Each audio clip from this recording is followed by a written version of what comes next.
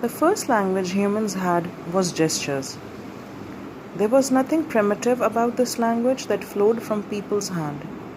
Nothing we say now that could not be said in the endless array of movements possible with the fine bones of the fingers and wrists.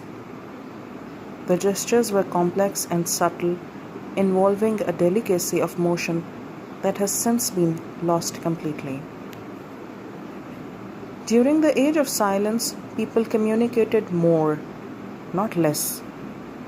Basic survival demanded that the hands were almost never still, and so it was only during sleep, and sometimes not even then, that people were not saying something or other.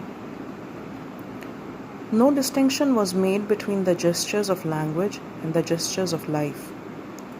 The labor of building a house, say, or preparing a meal, that was no less an expression than making the sign for I love you or I feel serious. When a hand was used to shield one's face when frightened by a loud noise, something was being said. And when fingers were used to pick up what someone else had dropped, something was being said. And even when the hands were at rest, that too was saying something. Naturally, there were misunderstandings.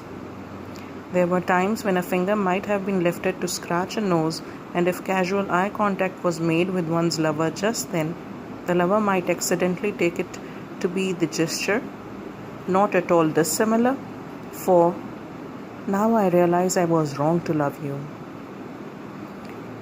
These mistakes were heartbreaking, and yet, because people knew how easily they could happen, because they didn't go around with the illusion that they understood perfectly the things other people said, they were used to interrupting each other to ask if they had understood correctly.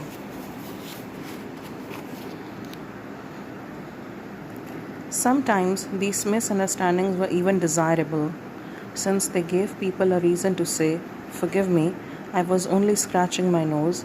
Of course, I know I have always been right to love you." Because